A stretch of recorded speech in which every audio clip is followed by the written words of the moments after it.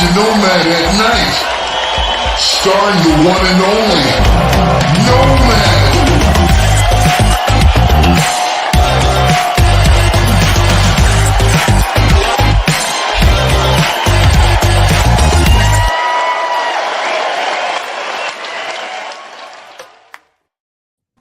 Yo, yo, yo. What's up, No Maniac? Good evening. This is Nomad at Night. Got a special mock draft Monday for you guys, starring my guy J2K, who is here with us. Again, welcome, man. This seems like we live on a podcast right about now, man. It's like we are constantly live, it's constantly feeding out, pumping out content, and it's actually kind of fun, man. So we love you guys being here all the time for us and welcoming us every time we go live. Appreciate you guys so much. But before I get carried away and long-winded, let me go around the horn and start with my guy Chris Washington. Give his pleasantries right quick. Hi, everybody in the chat. It's good to see you guys again. Didn't seem that long ago that I was with you. It is good to have J2K with us tonight, man. After a week delay, we got him back live and in living color. He's going to kill this mock draft tonight. And so, hey, hello again, once again, everybody in the chat. My other brothers, kids, Mr. Brian, the dude is in the back handling his business. Nomad, even you, man. It's good to see you. You need to be seen. Go ahead, kid. And not viewed. That's right. Kids, you must be muted, man. Me and the damn mute button aren't friends today. Happens every so often. In any event, No Maniacs, what's cracking? Good to see you guys in the chat. We got one of your own, yours truly or his truly. J2K's in the building. We're gonna mock it up again here on a Monday. Should be some fun. I know J2K's deep with it, so we should see some really cool stuff. No pressure, J2K. No pressure. Good evening, No Maniacs. How y'all doing this evening? Let's get to it. It's Monday night draft. Are y'all ready? Let's get to it. J2K in the house. Man, it's a pleasure. I'm excited to see what trades you take tonight, if you take any at all. Oh, absolutely. Jay Grizz is totally right in the chat. I do believe in the Hall. And thanks to you guys for having me on, and to everybody in the chat, all my nomadic brothers. We're going to get it done tonight. Let's go. Well, I'll tell you what, J2K, since you weren't with us live when we did Nomad Live earlier, and the news that Peter King broke, I guess it's probably I look at this as an opportunity to see. I kind of knew what you were thinking in the chat while I was doing the show. And how about this, man? You're live on the show now. You want to give your take on how that played out? What do you make of it, or anything along those lines?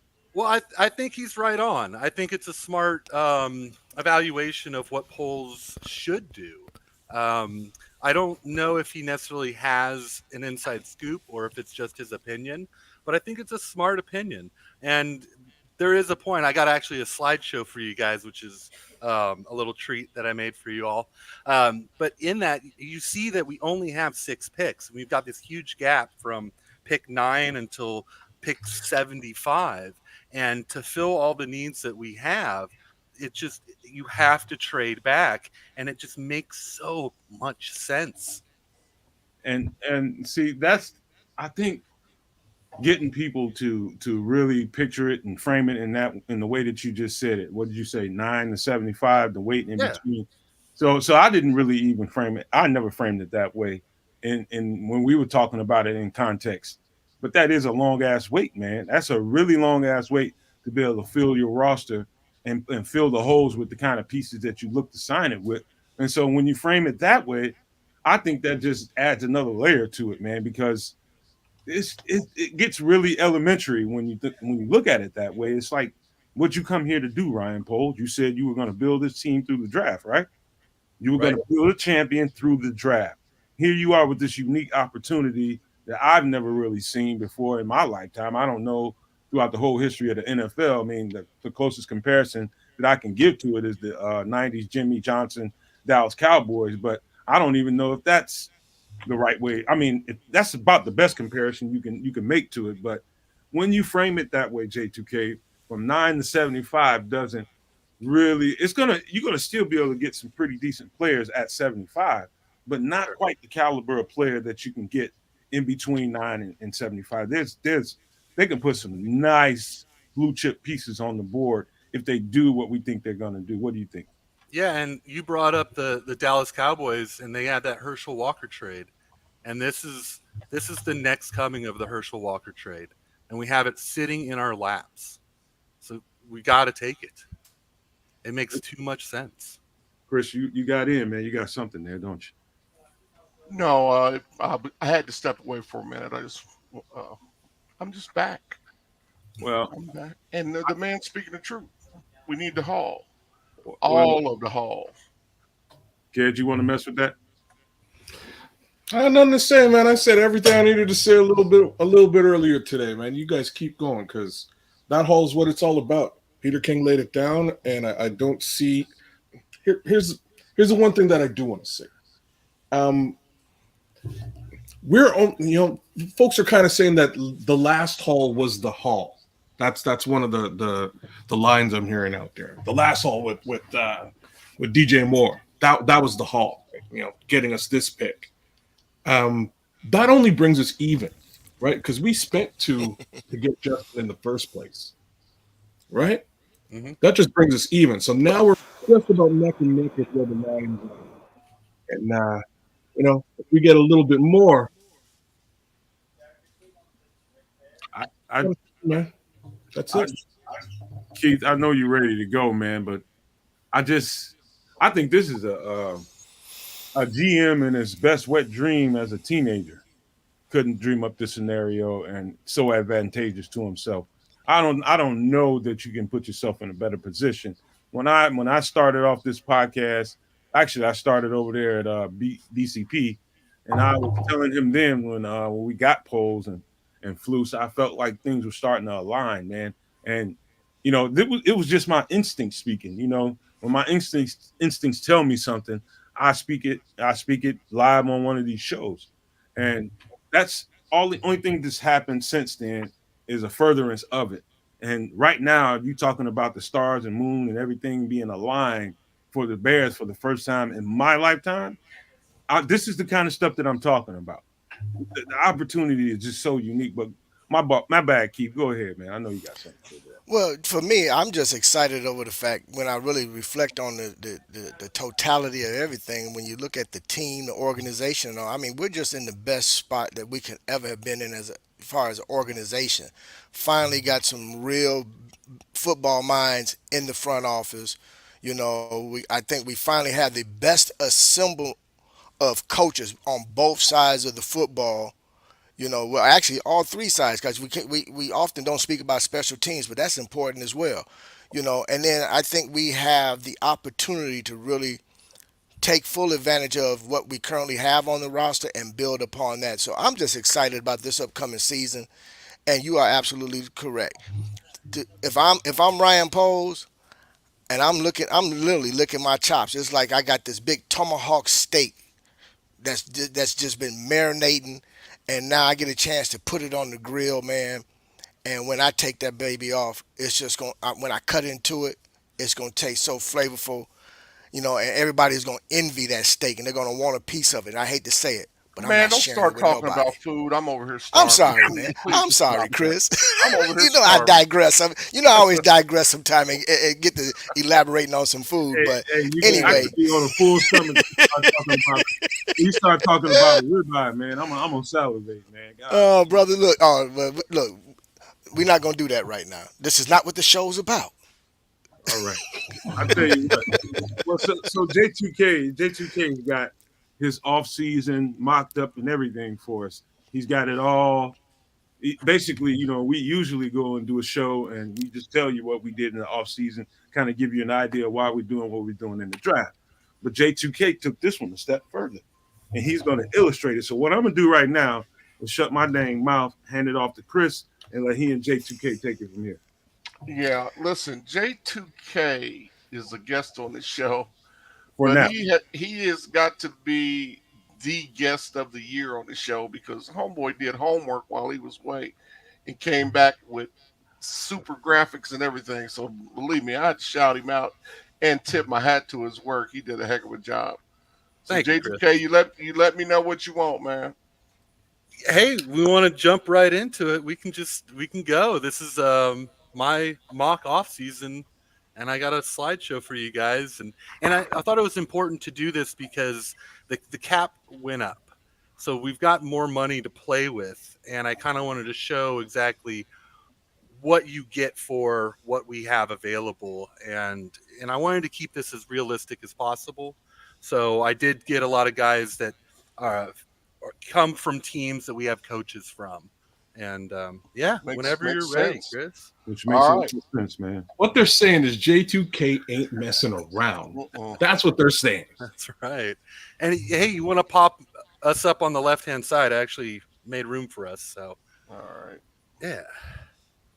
So first off, I got Drew Lock, and I think when you look at offensive coordinators who go from one team to another team, they always love bringing over a quarterback that knows their offense. And I like this signing because one, he's cheap, he knows the offense, and I think he's a better prospect or a better option at backing up Justin than Bajent is. And I'm not off of Bajent. I still really like Bajent, but I'd really like him to spend a little more time, especially in another brand new offense, learning and growing as a quarterback.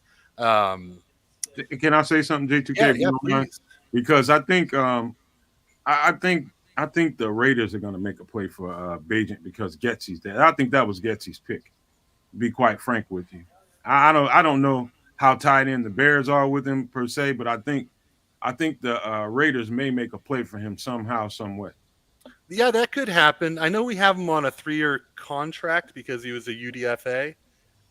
So I mean, he's super cheap. I think we can stash him on the practice squad, but if the Raiders come knocking, that might be a way they could pull him from us.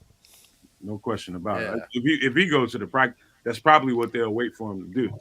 And see if he goes to the practice squad first. If not, Right. they may make a play for him. Yeah. And another thing about Drew Lock, he's still relatively young, and I think his best ball might be ahead of him. He's got a great arm. His biggest issues is just his accuracy or decision making more so than accuracy. And now that he's kind of becoming a vet, I think there's still upside. And for 2 million, a little more than 2 million a year, I see this as a done deal. And this is something that I see happening. A lot of these picks that I'm making are things that I anticipate happening more so than it's my guy or something I would like. And Chris, do you want to throw us up on the left hand side? Yeah, I'm trying to work on that okay. right now. All right, no worries. By the way, man, you were right, man. I think as he's It's an overlay that won't work. You can't make this a background? I can. You'd have to add it back in. Hold on just a second, guys. All right. Well, let's let him work and try to see what he can do with that, Yeah. man. But I think you're right. Drew Lock has really matured in the league lately, and when I get to see him play, I see a very mature quarterback. He plays some good football. To me, to be quite honest with you, it wasn't to me when I watched him in Seattle recently when something happened to Geno Smith and he went down. I didn't see that much of a drop off. No, neither did I. Yeah, his last game he was clutch. He looked good. Yes, I like this pick, man. I think we need system capable quarterbacks he can help Justin Fields in a big way. In a big way. He won't be learning a completely new playbook because the West Coast offense has its tenets and its core plays to it that won't go anywhere no matter who's running it. But there'll probably be some new language, some new sets, and different things like that. He can definitely help speed that up for Justin Fields for sure. Yeah, absolutely. And Waldron, he's got his own kind of creative twist to it as well. Here's your guy, Evan Brown, man. Oh, my bad. That's all good. I was just getting it together. All right, we can go back to Drew Lock. Well, you think you think Bajent winds up in Vegas? I think so. I think he could. But at the same time, I know there's a rule right now that you can dress three quarterbacks, and the third quarterback doesn't count against the 53 on the roster for game day. That's But right. I'm not sure how it affects the actual practice squad. So, I would play around. I think Drew Lock is a better option if Justin Fields goes down than Tyson Bagent, and I do like Bagent's upside, but I wouldn't risk if Fields went down in Game 4 and he's out for 6 weeks. I would rather have Drew Lock, who knows the offense, to come in than Tyson Bagent, who's that guy is still so young, and I do like Bagent. I just I want to stop throwing these kids into the fire like we did with Justin Fields. Yeah, Hmm. I definitely. Man, That's not preaching today's to the NFL. choir, man. Hey, I hear that in a deep way, man. I just think I know the value in getting a veteran quarterback behind a guy that's learning the offense. That's a huge benefit.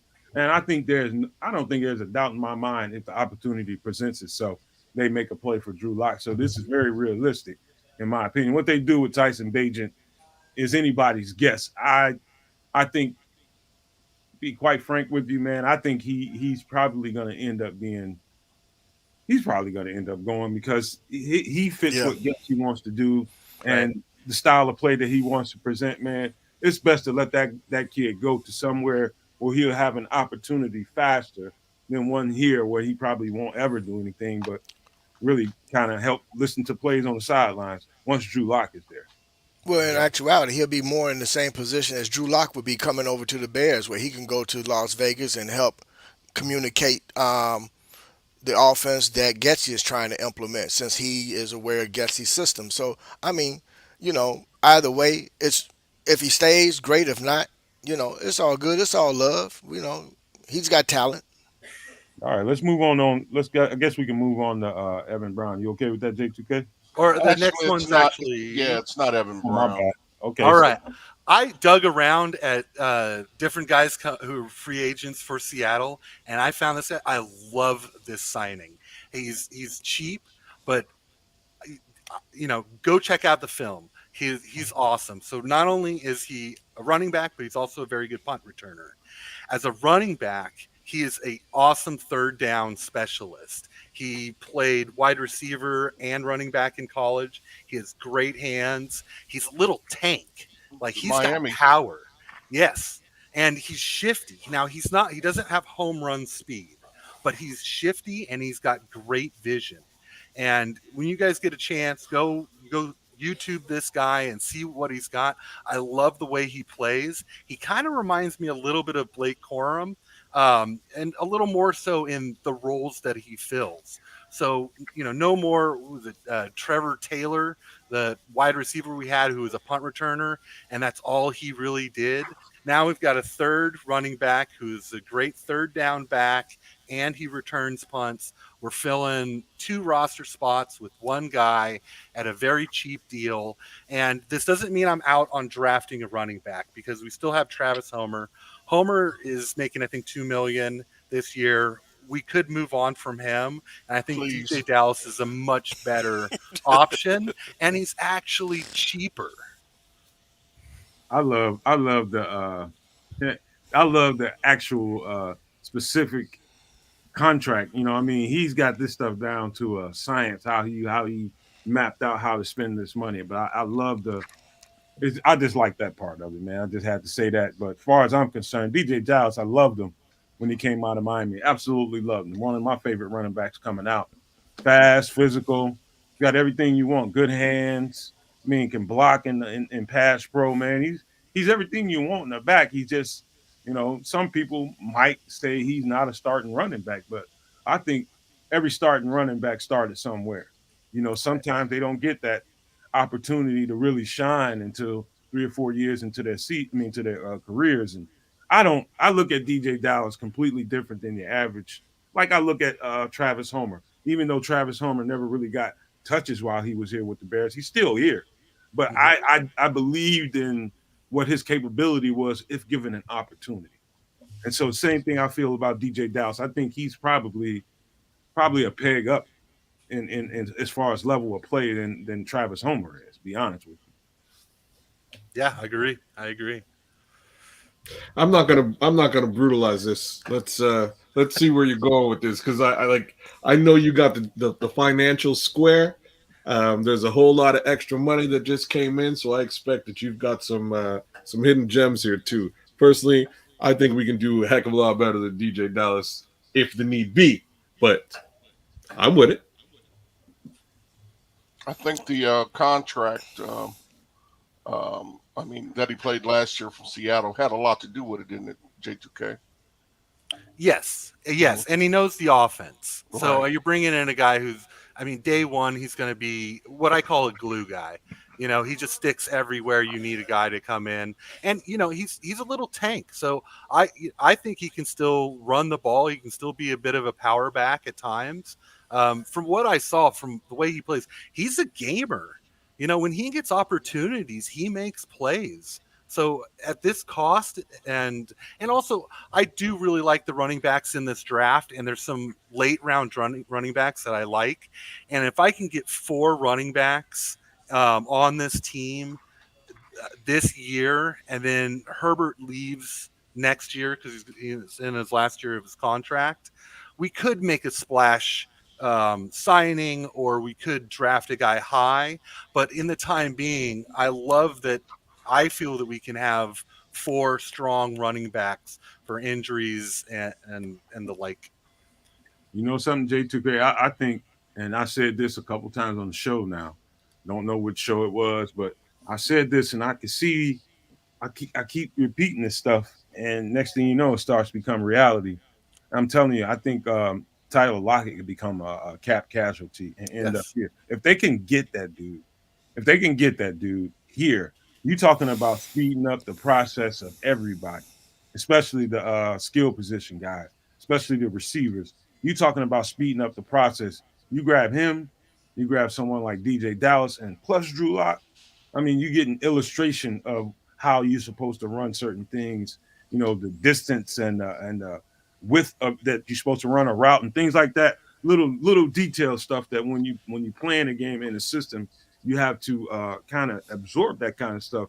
So let's just say you call a play in the huddle and it's basically a halfback flare out, Mhm. and so how to get the right proper width on the play, and so that the ball that he's going to throw to you is in the right spot every time. That's the kind of stuff that you get experienced people into your system that know exactly what he's asking for. Those are the benefits to it. Small stuff like that. Yeah, Absolutely. yeah, absolutely. And then plus at 1.7 mil, let's just say that would be the case. That's not a lot of money. So Okay. All right. Yeah. Player number 3, we're moving on. And tight end Noah Fant, I think he's a great fit. We have the need for a move tight end, and I hear a groan. No, you know no, what? that's a good groan. Yeah, Oh, okay. J2K, this was one of our guys, I believe, in just about every franchise mode we did. We signed Noah Fant in the offseason. Yes. Yeah. So And I I did think we see. all agree with that. Yeah. This one makes And sense. that was Yeah. before they hired Shane Waldron. Right. Absolutely. Yeah, he's a great fit. And I mean, it just goes back to I want to start game 1 with this offense rolling. So this is what I'm trying to do. And I know the Shy in the chat said I'm making the Seattle Bears. Chris Cook is saying that and stuff. And it is true, but this is what you do as offensive coordinator when you go from one team to another. You bring your guys with you. You got to And install. You got to install and do it. You got to do it in an expedient fashion. yes, We yeah, had absolutely. we had a taste of cheese, bear cheese last year. Yes, yeah. The last So, 2 years. I do love this, and I like it. yeah. All right. Well, all this is right. definitely a better signing than Tunyon, that's for sure. Oh yeah. I didn't have a problem with Tanya, man. I don't think Man, I don't please. think he was schemed up right. Well, that didn't cause Okay. him to drop that pass at the end. Right. I That's, wasn't mad at him until he dropped that. if you want to Thank you, Chris. beat him to sleep for that, you can beat him to sleep for it. But Yeah, I he's mean, sleep. I just I'm gonna think knock him out. Eat to sleep. Go ahead, J2K. Don't let us get into this. Oh no, you guys are good. Actually, Noah Fant, I think he's a great fit. So I mean, we could go on to the next one. And I do know we're making the Seattle Bears here, but I do think it's important. And it's not just what I'm thinking that I would like to do. It's what I think that Shane Waldron wants. So he's Mhm. going to go to polls and Flus are going to sit down and say, how can we speed up this offense and be rolling game one? And it's with these guys like Evan Brown. He knows the offense. I He was waiting knows the for him. calls. Yeah, and look, these guys aren't expensive. I'm not blowing the cap here. And so this gives us opportunities, and you'll see. I've got a big signing and a whole idea around this. But for the offense, I'm bringing in glue guys who are going to be starters or they're going to be major contributors. Even Drew Lock and DJ Dallas, they're not going to be starters, but they're going to contribute to this team just through their experience in the offense and being um, knowing what Waldron wants and what Waldron does. So Evan Brown, I think he's one thing I want to point out: offensive linemen, especially centers, these guys age like fine wine. They get better, and you get into that 27 to 30-year range. This is actually the prime of their career. And so I know Evan Brown. He was with Detroit, and then he went to Seattle. Now I think you're going to have a quality center who's going to start game one. I really want to get a starting center out of the draft, but I don't want a starting center to start day one. I want Evan Brown to come in there, make the line calls, um, and give time for that rookie to grow, just so we're not throwing everybody into the fire. So I like this signing. I do. I think that's a great signing. I believe he's one of the possible day one of free agents and signings right there. That guy right there. Absolutely. All I care Couldn't about, agree more. all I care about is right now is stability. Right now at the center position, stability, continuity, and experience is key for me too. But I wouldn't say I think experience is at the top of my list, but I just need continuity and some. You just need durability too, man. We just had too many people in and out. Mhm. You just need somebody to be rock steady in there, and you can count on every week. That's just It how needs some nastiness. We need a gangster at center, man. We need a real gangster, somebody that ain't gonna allow Justin to just take these, late hits and just stand around and look and go and reach out and stand, give a hand to pick him up. I want somebody to go and get a flag, man. Okay, we'll take 15 yards, but we're gonna bust you upside your head next time you do that. Right. Evan Brown's that guy, but Well, in any event, Evan Brown definitely knows the offense. I'd be with it. He's the type of guy by way of dollars and cents here as well. Perfect guy to bring in. You draft that other guy and you let him learn the system, and then you throw him in and make sure that he's that guy who's going to bust heads and protect his quarterback. That's really what you want.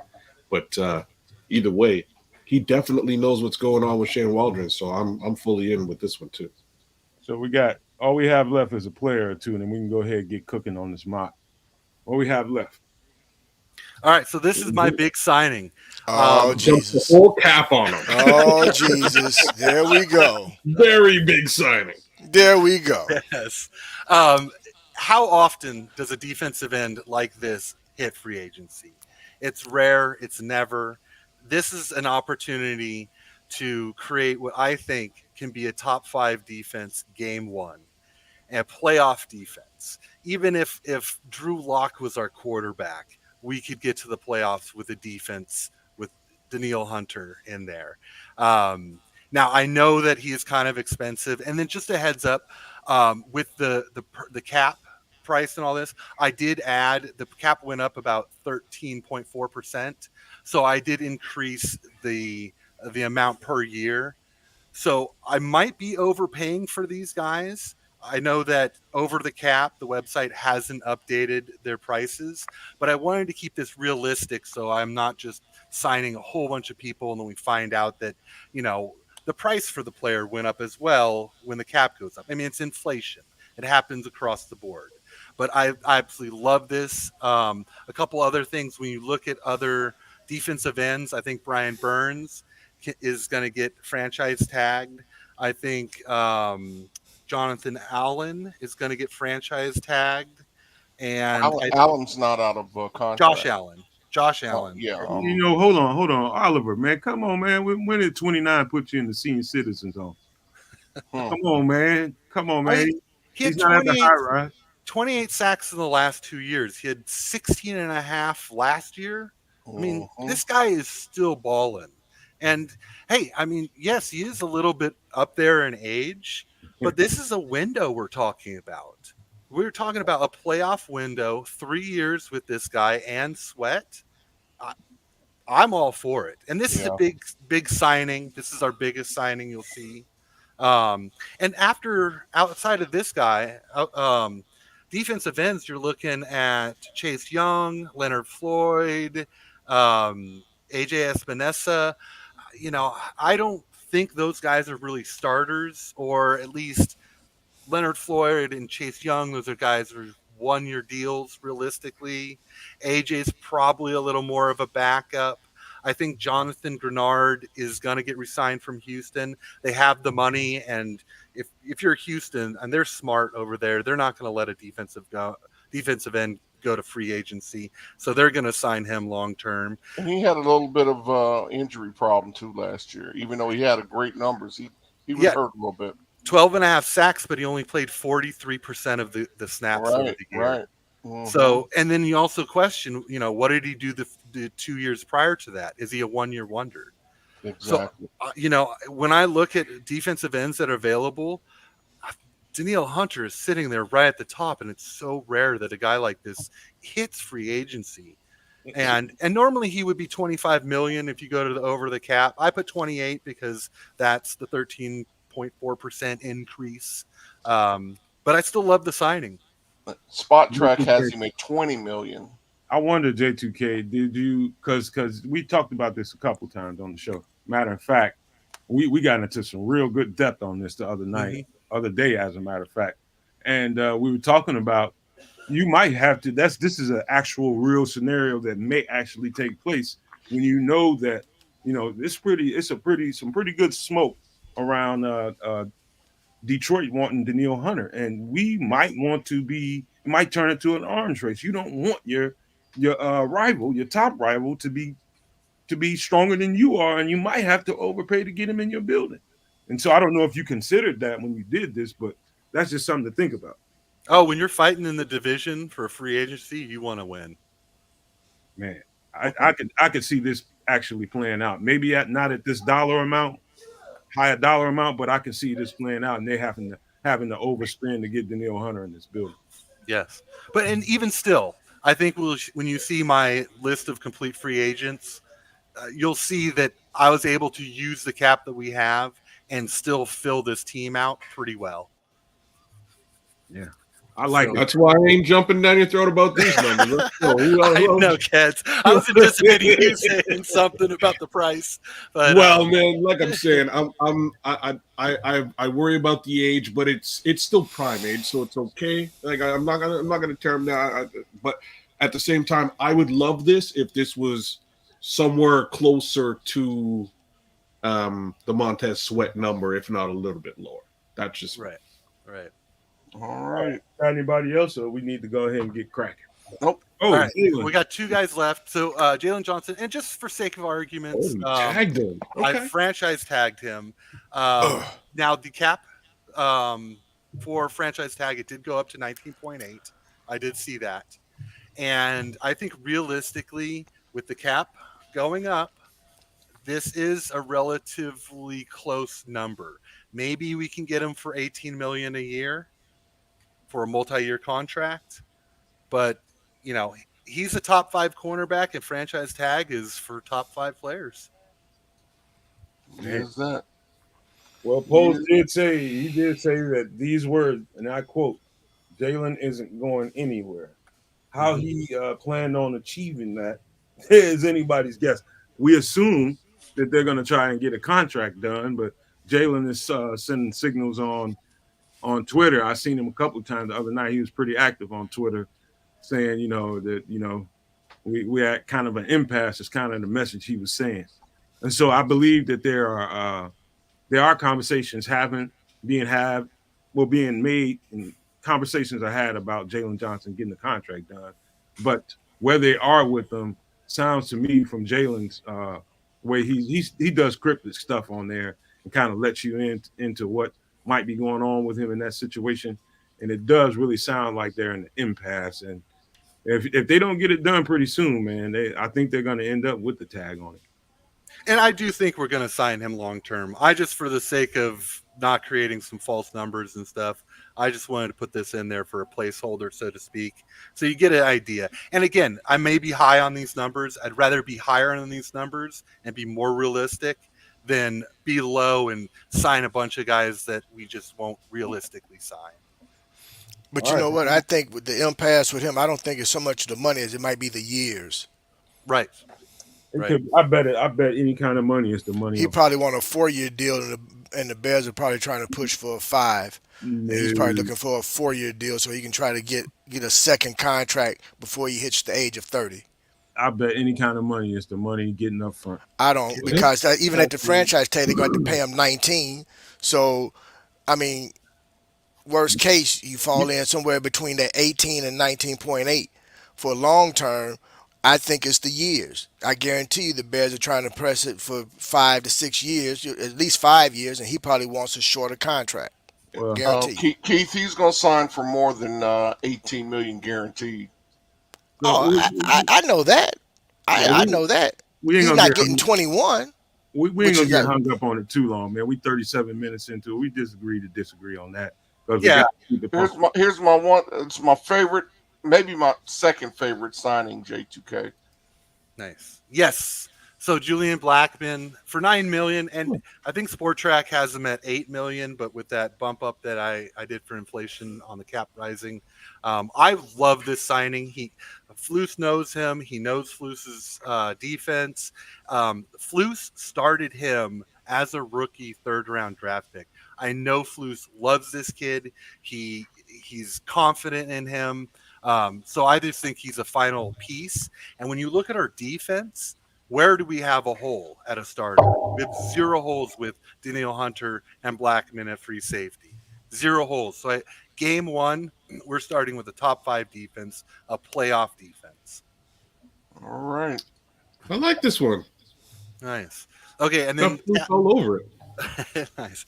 Cap space. I actually took the low number that I've been seeing. I've been seeing 80 to 83 million. Again, I'm trying to buffer this so I'm more realistic. We do have some potential cap cuts that we can make that gives us another 9. Basically, in the end, it gives us a rookie contract amount of about 18 million, which we really do need that 18 million if we are going to trade back, just because first round high draft picks are 7 to 6 million each. Second round, you're talking 4 million. So we need to anticipate if we do trade back, we do get a haul, that we do have enough money sitting there. I like it. Well done. Then these are just draft needs. I won't get too into this because as we do the draft, you'll see me picking these guys. But one thing I do want to point out with the draft picks, this is why we need to trade back. We just don't have enough to fill what's on offense and defense, what's needed. Even though a lot of these guys are backups, they're backups who I would like to be starters, and we need to rebuild this wide receiver core. And one thing about free agency that I think is going to be difficult is actually signing good wide receivers. I'm digging it, man. You got Preach, bro. Keep it going. we need 2 starting receivers. I don't know what happened to the thing. We need 2 starting receivers, a backup running back. We need probably a flexible tight end there. Yep. I think we need another starting tackle, but I digress because this is J2K's draft. We need a backup and a starter, backup or a starting offensive guard. Same thing with center. Defense, we need a backup right defensive end, backup 3 tech, a backup corner, and a backup free safety. And this is his draft picks. And let him take it from here, man. Yeah, and I would like to fill all these needs. These are far more needs than we have draft picks, so I'm hoping for some trade backs, and I've got some some idea of where some guys I'd like to pick up are. But yeah, man, if you guys are ready, we could roll to the draft. Ron Winarski, we plan on being here for you guys on draft day. How are we gonna do that? How it's gonna look? And how long we're gonna be here? We don't know yet, but as we find out, we will let you know. All right, Chris, you there? Yeah, I'm here. All right, let's cook. All right, before this, let's go ahead and get a station ID in while we got it right here, gentlemen. Best Chicago Bears content anywhere.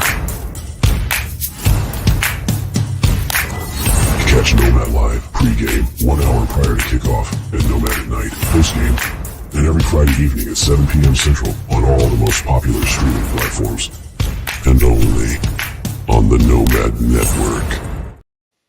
Everybody, we are in the starting blocks, and we're about to take off on our race to 2,000. Man, we just help us knock down these goals for us, man. Really, I mean, the energy that we get from you guys every day and the support, man, is crazy. I think 30 subs overnight. I think it was about 30 overnight, man. That was crazy.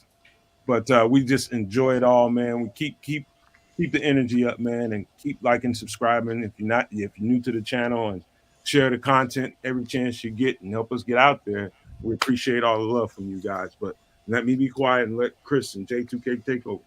J2K, Let's go. you are now Ryan Poles, sir. And we're at the first pick of the draft.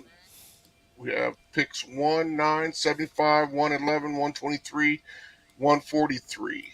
And we also, the phone is ringing off the hook, my friend. Looks like we have offers from the New England Patriots for 334.68, first and second next year. Atlanta wants 843.74, first and second next year. Minnesota 1142.109, first and second next year. Denver wants to give us 1281, first, second, and third next year. And of course, Magic Johnson. Oh wait, not Magic yet. Vegas wants to give us 1344.77, first and second next year. And there's Magic. There it is. Let's do the Washington deal. You want to pile on asking for something else? No, that's fine. Sure. Yeah, yeah. I'll bet you they'll give us 138 too. Hey, if you think so. Oh, See, there you go, Chris, being greedy. No, wait. I'm getting ready to get another Being pick. greedy. I'm getting another pick. I don't care. They're gonna give me one of these. I thought this was J2K's. Oh, No, I'm all with that. 181. Yep, Was and the they took extra Caleb Williams. Hey, looky there, Arizona, come calling. Surprise. Wonder who they want. I think they wanted They Marvin want Marvin Harrison. Harrison. And I don't want to give him up, so we're going to take Marvin Harrison. Okay, so before you do that, I'm just Kevin Warren, but this is two firsts See, and a here we second. go. Here we That go. is two. No, that man, is- you see what Chris is doing, right? No. Hey, don't get him started. I just wanted to remind him that is two firsts and a second. So Now- this is a ridiculous trade, by the way. It is an awesome trade. And here's why I'm not going to take this trade. The reason why is if they move up and they take Marvin Harrison, I do love Neighbors. But after this draft, it's Keon Coleman is the next X receiver that I see in this draft. And then it's what, Brendan Rice? How many other X wide receivers No. do you actually Brian see? Thomas, Jr. Brian Thomas Brian Jr. Thomas, yes. No, he's another good X. Yes.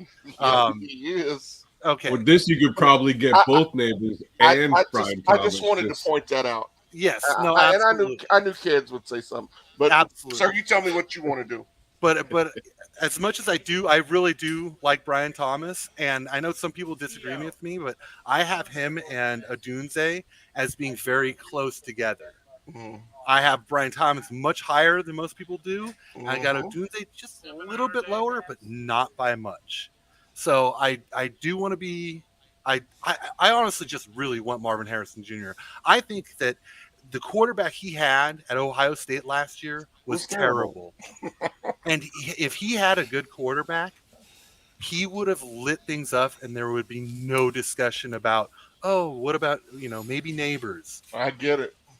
So So are we rejecting this? we are going to reject what he this said. trade, Let that man cook. Let that man cook. and we're going to take All right. Marvin Harrison Jr. Second pick to in the the draft. bank.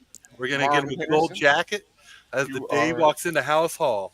You are now Chicago Bear. Drake May, Joe All right. Alt, Bowers, Neighbors, Foster. There you go, Chicago. You got yourself some MHJ from J2K. Mm-hmm. Here we go. Pittsburgh wants to send us the 20th, 51st, and 121st for number 9.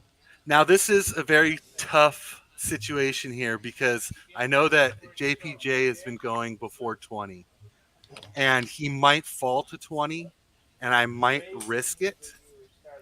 But there is, Look where he's at. yeah, he's right at 20. I have tested another route. I've done a lot of mock drafts, obviously. I'm gonna throw this out there. But how would you guys feel if I took Roma Dunze as well as Marvin Harrison Jr.? I would not be mad at you. Wow.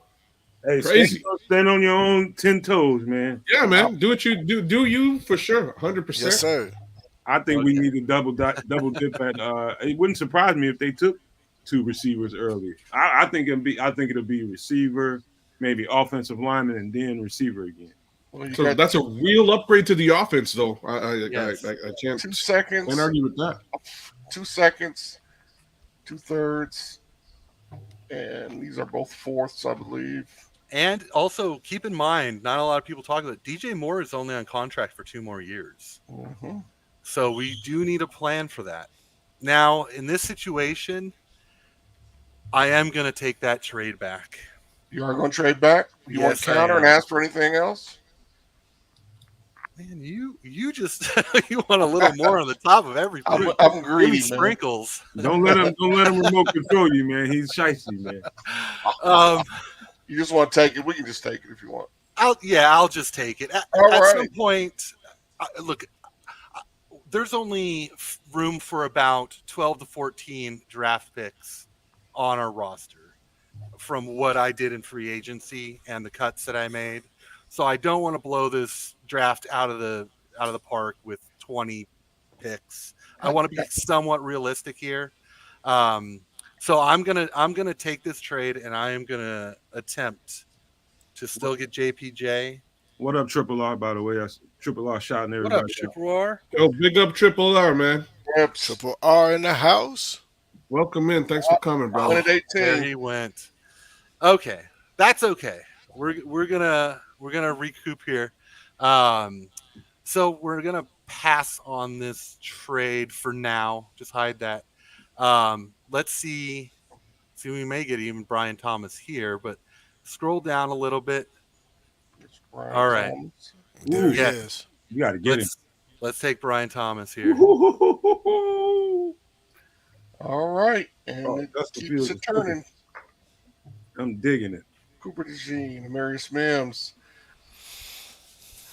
This is where. Oh, Robinson went already. Yep. That was He's one been of my going in the guys. first. And there's Corley. Yeah. All right. Okay, I never got a chance to really ask you. Yes. What do you think about? I think I have asked you, and you said something to me in the chat or something. What was But what do you think about Braxton Jones? To me, I think he's a swing now. I think you need another stud there. You know, if it was my call, I would get a left tackle high in this draft. But I am trying to draft the way I think Poles drafts. And I think he believes in Braxton Jones as a starter. Now, I do think that adding competition in case he doesn't take that next step up is very important. And I will try to. We'll see. And we'll pass on these 2 trades. I don't like either one of these. Now, since I didn't get JPJ here, I am going to take Zach Frazier here. And I know it may seem a little early because there's other guys here that are a little bit high, but I don't want to lose out on basically my 2 top centers in this draft. And I really like Zach Frazier. All right. So lock it in. Pick again. Good 4 pick. picks. Very good pick. There's Thank Leonard you. Taylor. Ooh, There All we go. right. ooh. Now we're cooking. All right. Let's see what these trades are. I'm pretty sure I'll pass on both of these because I've got someone. Okay, we're gonna hide this. There's a first rounder right there. I know that's rich, but there's a guy here sitting here that Mm. I really want. So you're gonna scroll up, and Nomad, you are 100% right because this is a guy who I absolutely love as a left tackle.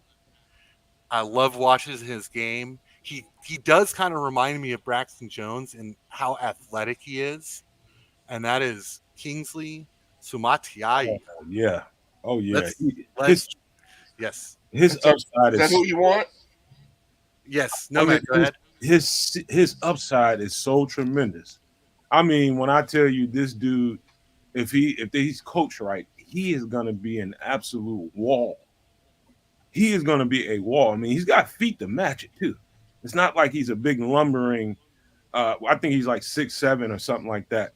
But man, oh man, this dude, his upside is so high. I mean, he can be an absolute dominant force on the left side in the next couple of years. And Jay, any interested in that one? No, we'll hide on this. And a real quick thing about Kingsley is that I watched a bunch of stuff of his, a bunch of tape and stuff. There was a play that he made that was not going to be on a highlight reel, and it was a running back busted up the gut, and he's running downfield, and the running back ends up getting tackled from behind, and Kingsley is right behind him. He's not blocking anybody. And I'm like, why is he sprinting behind the running back? And as soon as the running back goes down, Kingsley runs over and picks him up and because it was a big run, and he lifts him up into the air. Like he's so happy that his running back just made this huge play. I mean, it just, the football character is off the charts with Kingsley. I love that kid. And he just so I mean, you look at him. I watch interviews of him. I watch film. I do it all when it comes to that to really Yes. get an insight into who and what kind of person he is too. And he's such a big giant kid, man. He's just a big kid. I mean, and his maturity level is that of a kid, but he's gonna grow up in this league and become a man in this league. And as he does that, man, I'm telling you, his upside is so tremendous, man. I can't say enough about it. Absolutely. And what a great situation he's walking into where he doesn't have to be a day one starter. He can be behind Braxton. He can push Braxton. If Braxton doesn't play to where we need him to play, we've got someone right behind him. And then also don't rule out him moving to guard, to offensive guard. He would be such a good guard. I He's think so athletic, but I think he's Philly's offense left tackle waiting to happen again. right. Yeah, I absolutely. forget his name all the time, but that's all I kept seeing when I was watching him. Nice. I'm in agreement. All right. So since we missed out on Darius Robinson, guy who I loved in this draft, I do want to get a defensive end in this area. And we can scroll down or go to defensive ends. Doesn't matter. Let's go to edge. So okay, wow. Braylon Trice went. They kind of jumped the gun on that. Look, I love Adesai Isaac. And this is going to be my pick here. I think he's really underrated. I've been saying that this guy could easily be a first round draft pick. It's just going to take some time. I noticed how much in even this mock draft where they had him ranked, I think they had him ranked in the 90s 2 weeks ago, and now he's at 46. So I think people are 49th, and I think people are starting to catch on just how good this kid can be. One thing, my thing with him, I think what they're going to have to do, I'm not saying they won't be able to play him. They'll get him in spots and in rotation. I think what's going to be evident at 244, 245 pounds, they're going to have to try to muscle him up so he can capture that edge. You know, this ain't college, man. You really got to capture that edge. Some big offensive linemen out there, and he, quite frankly, will get moved around if he's not on pass specific downs.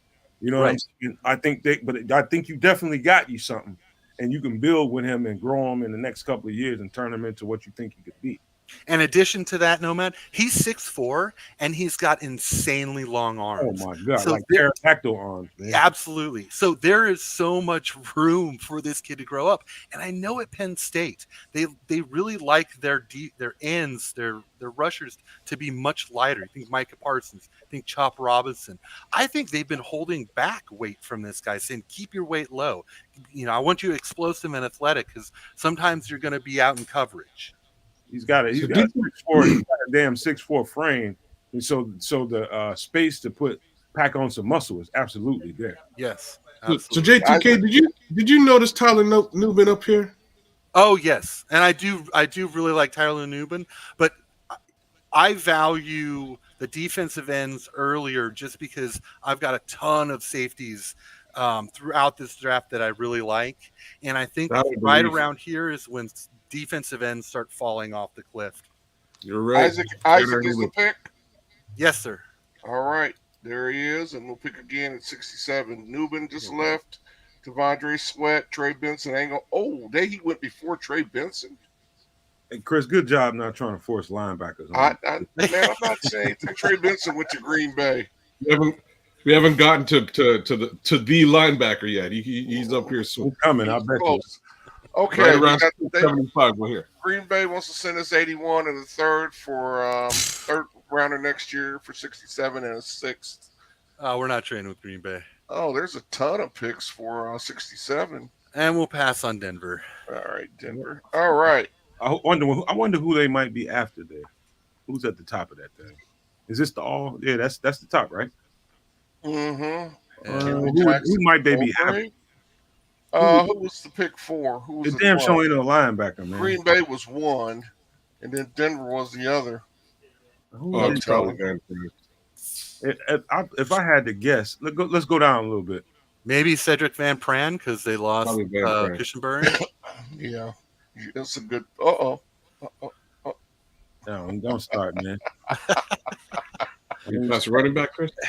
I think Braylon Allen is a great pickup somewhere up in here. Braylon Allen he's got really good feet for how big he is. He is an exceptional runner. Incredible. It's almost alien for a dude. Last time I seen a dude like that with feet like that big was with Garrett Blunt, and he got championships where he went.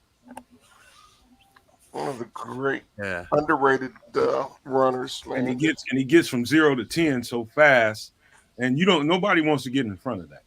I don't give a damn how tough you think. I've had to do that, man. I'm telling you, that is a daunting sight to see a big 240-pound, 6'3", 6'4" dude coming out of the backfield bearing down on your ass. I'm telling you, that is a sight that you do not want to see if you 5'10", 185 pounds, man. I'm telling you. I'm with Chris. You praying to Jesus at that point, man. Just trip on that turf, something, man. I do not want to tackle you. Business decision. What do you think? I'm with Chris. Where do you think you're going, J2K? Okay, so I've got a guy in here that I absolutely love that I think even at this spot, I think he is insanely underrated. And he is my number 2 prospect at this position. So Brock Bowers is the number 1 tight end. Ooh. My number 2 tight end. He's going to go with the kid from either Penn State or Ben Sinnott. Ben Sinnott, yeah. Oh my God! All right. I've been watching so much of him, and I absolutely love this kid. You can lock that in. The more you watch, the more you like, man. Oh yes, because I mean, he's not underrated tight end in the draft. He's not my number 2, and that's even above Sanders. All right, we're back up. They're offering us a 4 to move down 8 spots. Matt, I'm sorry, move down 12 spots, and that would be the Cowboys. The second pick is the flip flop. They want to give us the 7th next year, just the flip flop. I'll pass on both of those. Yeah, I would too. They're having a whole conversation in the chat about Sewell, Sanborn, and all those guys. Hey Keith, how am I doing so far? You're doing pretty good, man. I'm actually liking these picks. Yeah. Double down at wide receiver, and I think I got some offensive linemen to fill. And how many picks do you have? You got me. You definitely got me with Isaac. Okay. He's still got a nice little way to go there. That's 6. Yeah, let me shut up because you didn't ask me to do this. Oh, no, man, you can tell me. Yeah, No, you don't think let I'm him. doing all right? I was Don't gonna let say, him. only thing, if you were to solicit my advice, I would say Yes. this is a good this is a good place to start kind of stacking, maybe doing some trade backs. Trade Kids, backs. you hear That's him? what I would. Gotta get the Solicit my offers. advice. You You gotta know, get the yes, and You offers. know what though? I'm gonna say that's probably the first time I've ever heard Nomad suggest a trade back. That's not, Mhm. man. Stop actually, it, man. that's a I'm great telling suggestion, you, you're usually Nomad. like, Hmm. Anyways, Too many women We're comes you not can getting get. any great offers to pick up any. yeah, there's nothing nice there right now. Like Actually, Nah. Nomad's you could onto trade. something, Say Right. what, and J2K? I've Okay, been go ahead. doing this. That Mhm. Go, fourth next year might not be bad. What, yes. what, what were you Okay. gonna say, J2K? Go ahead. All right. Go to the next trade. I've been doing this. Is that you go to 76 and you re-roll your trade options.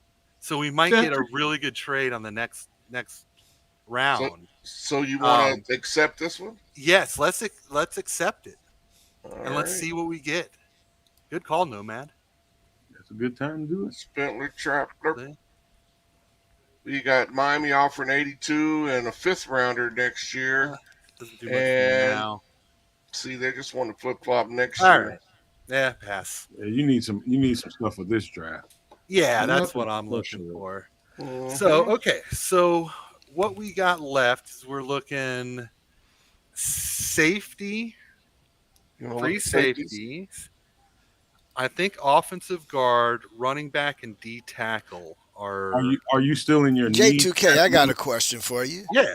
How do you feel with our three techs? You think we're okay at three tech? I think Dexter is our three tech.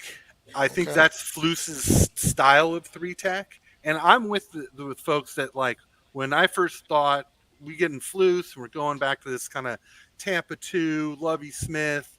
I think of Tommy Harris.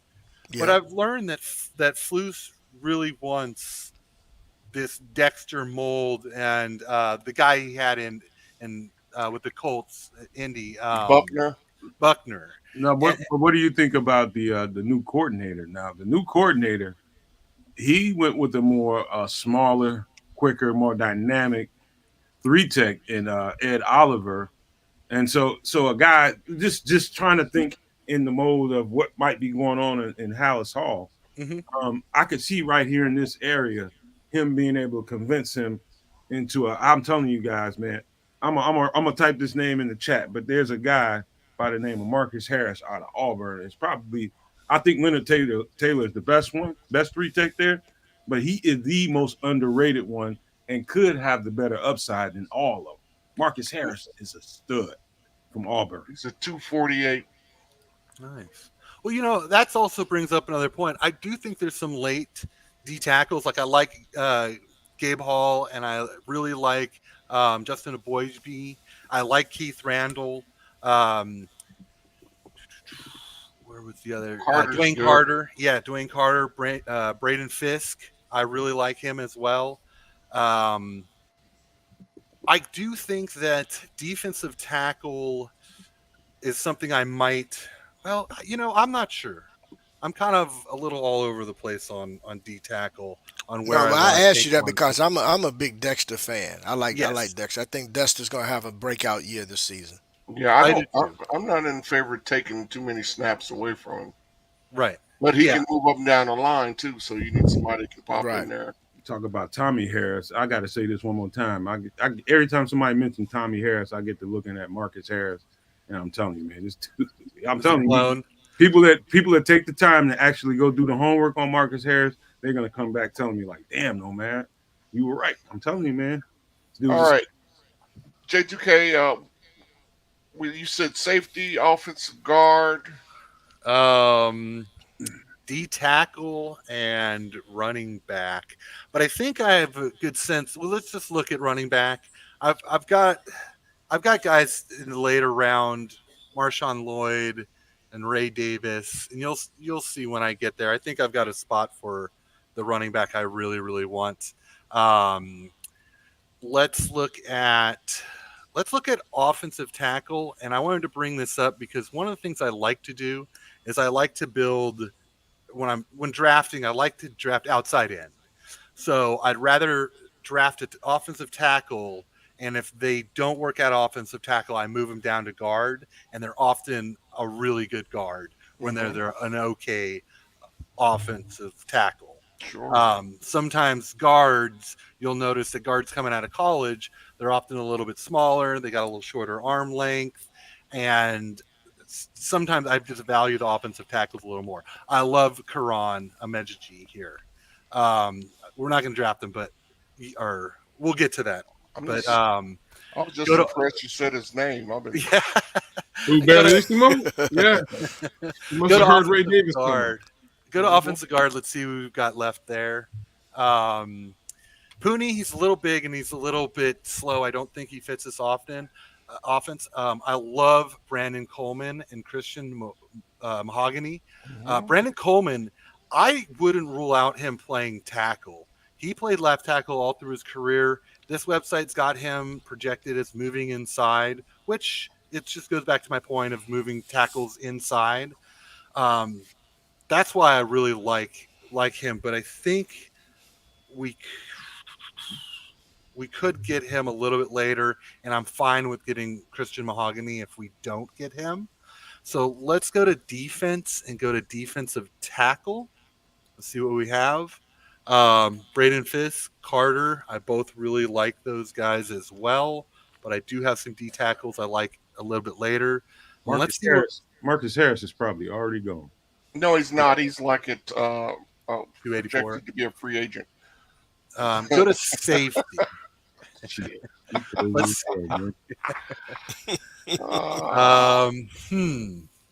I do like Zion, man, but I just want to know what that.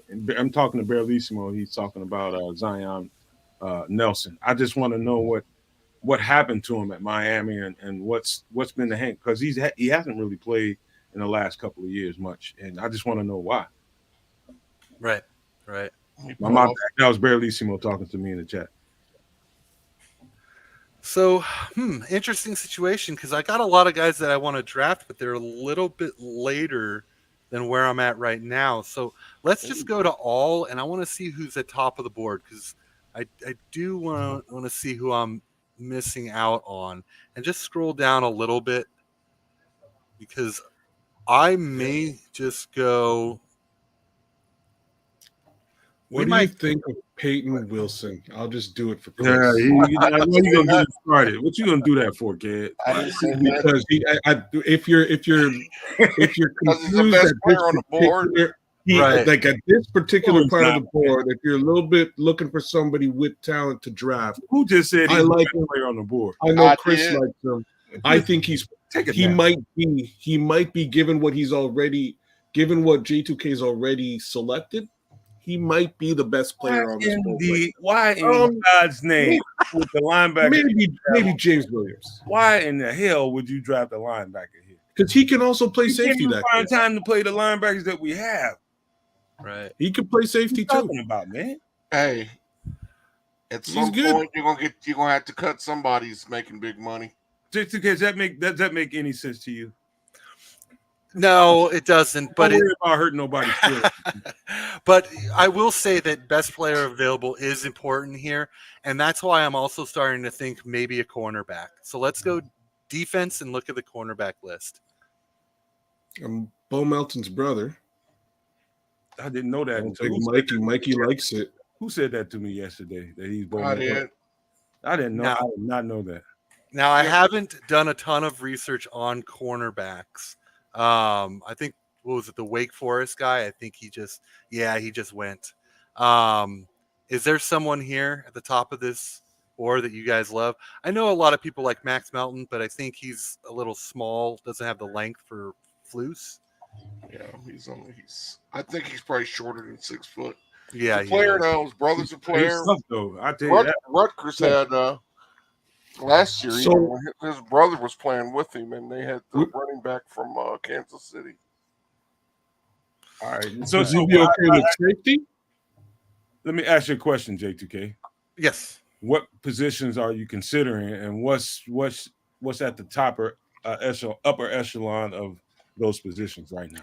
Well, right now I'm actually really considering drafting Braden Fisk, the defensive tackle out of Florida State. If you like him, I love him. I don't, really, really like him. don't let me and my virtues get in the way, or Chris, or kids. But I also like Karan Ameji.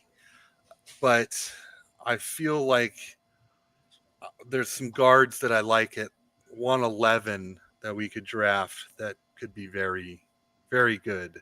So I think we're going to go D tackle Braden Fisk.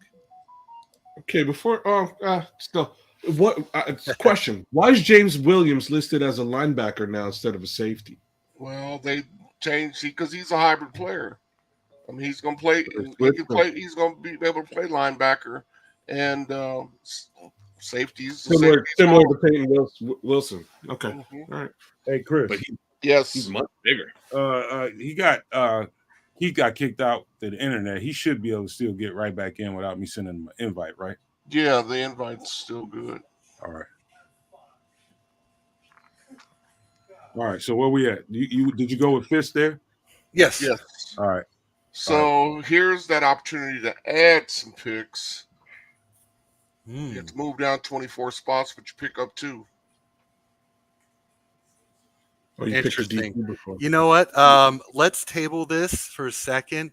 Hide that, and let's go to offensive line, and let's look at offensive guard. I want to see if Christian Mahogany is there. Personally, I think that's too good of a trade to pass up, but that's me. Yeah. No, I am thinking that.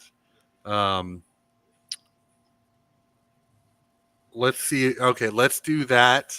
Because I also really like Isaiah Adams at guard as well. You pick again at 121, 210 picks. So yeah. So you're not gonna have to fall too far. Right. So let's make that trade. All right. Yeah, some of these picks are going to force you to have to cut some guys that you thought, pretty good thoughts about, like say your Dominique Robinson, say your what's number 22's name, backup free safety. Hicks. Yeah, guys like that, man, may have to cut to fit some of these guys on the roster. Yeah. There's Marshawn Lloyd for you. Yes, I do like Marshawn Lloyd. And your only pickup this offseason has been DJ Dallas. Right. Let's go see if Mahogany is still there and he is. Okay. Right there at the top. Let's lock it in. Lock it in? Yes, sir. All right, I'll go down the big list just in case. Why? Because he's probably worried about Tevin Jenkins's his more football mortality right now. I get that. Jermaine Burton it's back on the clock. Yeah, and also Nate Davis, we do have an out in his contract after this year. Were you disappointed in Nate Davis, or did you give him? No, I think I give him a pass. It was a really rough year for him, and I don't think any of it was really his fault. He played really well with the Titans. So yeah, I mean, his mom died. Yeah, and he got injured. I mean, it's just like everything went the wrong way for him. So I want to give him next year to prove himself, and I'd finish out of his contract if he is good. But I do want a offensive guard behind him, and also Jenkins, just in case of injury.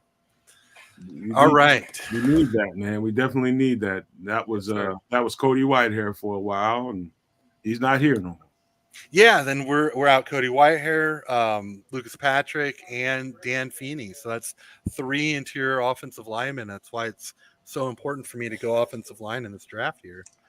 There was an article out today that, and I forget where it was from, them talking about bringing Feeney back possibly. It wouldn't be a bad idea, man. Okay. I was going to say, I hope not. I mean, what does that mean for someone like Jatiri Carter? Right, exactly. I'd rather go into this draft rebuilding the offensive line than bringing back Feeney, and yes, and taking time away from Carter. I still really like Carter. Yeah, especially with the free agent signings you had that'll be familiar with the offense. So. Yes. All right. J2K, what you looking at here? All right, now this is where I want to go running back. There he is. and we're gonna take somebody Go down. not named Marshawn Lloyd. Oh, where's he going? I know it may seem like a reach, but and I'm glad that Berlissimo is in the chat because Right he here. turned me on to him. I've watched 6 games of him. I've watched interviews. Ray Davis. I absolutely love this kid. He That's- reminds me so much of Thomas Jones with the jump cut. He's got quick feet. He's got power. You watch interviews J2K because he's got Yes. a personality, man. If he came here, people would love that cat. Man. Yes, absolutely. And his interviews are like Thomas Jones. He runs like Thomas Jones. His interviews are like Thomas Jones. I mean, he's a professional. I mean, he's serious, but not so serious that he doesn't crack a smile. But he is all football. I mean, I see a guy who is 100% a professional, who he's going to be one of the steals of this draft. And from the games I've watched and what he was able to do and how he runs the ball, how quick he is, his vision, his contact balance, when he makes juke moves, when he does the skip step or whatever, he's got the it that I see. So I'm definitely taking Ray Davis. I don't care if people think this is a reach, but we're taking Ray Davis. I want this guy on. There it is. He's now a member of the Chicago Bears. I think you're sniffing something there, man, because Ray Davis, the more tape you watch, only reason why he didn't make that list of running backs that we put up was because of the injury, and I just didn't have enough information on what it was and all that kind of stuff. But now being on the other side of that, getting a little bit more clarity, you got a guy that you don't necessarily have to rush into the lineup. When you got time to get him healthy. If there's any kind of lingering effects of whatever he was going through, he's going to be a stud, man. He's the shifty that we were missing in the backfield, man. The lateral movement, the jump cut, we didn't have that. We've got straight one cut downhill runners, man. He's a little bit different. Yes, yeah, absolutely, 100%. Here's a review of all your picks. You've got 9 players. You've got 5 picks left. And we're sitting at 135. Okay, so now I want to start looking at safety. And let's see. I'm hoping my guy's still there. And he is. All right, we're going to take Ketan Oladapo. I could smell it. Is that the guy we debuted to the world right here on the Nomad Network? Yes, sir. We're claiming him, J2K. You one of us now, man. You got to claim him. We debuted this guy. We debuted this guy for the world. And I know, and Nomad, I know you guys are on it with the draft and all that. I did also find him as well in my own special way, and I absolutely love the kid. I've watched a bunch of games of him. I've watched interviews. I researched his background, and just like Ray Davis, you're talking about a leader in the locker room, a professional. I love everything about the kid. Everybody's got some flaws that I could like nitpick and stuff, but this kid, he's got so much professionalism. He's such a mature young man. He fits so much of what we do. I absolutely love having this guy on the team. You have any interest in this trade? No. I wouldn't either. Sounds like a bug in the software. Yeah, absolutely. Mm-hmm. Man, you playing games, man. Let me fall back twice. How much for the wife? I give All you right. 2 goats. Yeah. All right. So now we're at a great spot here because outside of honest cornerback, we've filled all my initial needs. And now for me, this is more about where can I add to this roster. So I think that we could add another safety to compete with Hicks. I think we can add another defensive end to compete with Dominique Robinson. We might be able to add another offensive lineman, maybe even another D tackle. You want me to page through all the? So you're gonna keep Dominique? You're gonna keep Dominique Robinson instead of cutting him? He's going to camp. I think he can go to camp, but I've got defensive ends around the spot that I think I would like to take. But yeah, if we want, you want to just cycle through? We got Yeah, time. let's cycle through. There's the top 6 QBs on the board, Joe Belcher. We got QBs. I think we're good at running backs actually. Okay. Wide receiver might be an option. Oh, Luke McCaffrey's sitting there. There's Luke McCaffrey, Taj Oh, Washington. yeah, and I do like Cowing. He's a speed receiver too, and there's a couple other guys I like late as well. Um, Yeah. I don't know if we can get by with another tight end because that's 3 tight ends on the roster. Um, I do want to talk really quick about Eric All. If he didn't get injured in college, he'd be my number 2 tight end. I 6'4", absolutely love that 253. kid watching him. He played at Michigan for 4 years, and he had a nasty back injury. They called it a life saving surgery when he had the injury, but he came back the Really? next year and he played for Iowa, and he looked the same. He didn't look like he lost anything, and he tore his ACL 4 games in. Oh man. So, I mean, I'm watching Yeah. this guy for the combines and Oh medical wow. and to see where this guy gets drafted. I'm not going to draft him here because I just think it's just too much of a risk. But I just wanted to say that, my heart breaks for that poor kid. I imagine. There's our tackle, Javon Oh, Foster. Javon still there. Foster's sitting there. Garrett That's Greenfield. another possible one. Greenfield's he's athletic. Christian Mhm. Jones, man, Ooh.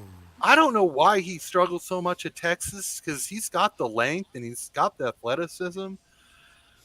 He needs But to be coached, man. yeah, he might be just a coach away. All right. Let's see Guard. the guards. Mason McCormick, he played really well at the Shrine Bowl, and him and Greenfield played together in South Dakota State. I Mhm. do like that kid. Another athletic guard. Center Um, Drake Nugent. Drake Nugent. There's your guy. Kingsley, I really like Kingsley. Charles Mhm. Turner, I do like. I like Kingsley more than I like Charles Turner, but People Charles gotta, Turner actually has really good arm length for being a center. people gonna learn about Kingwood, man. Oh yeah, absolutely. Still some good deep tackles. Keith Randall and Justin Boygeby.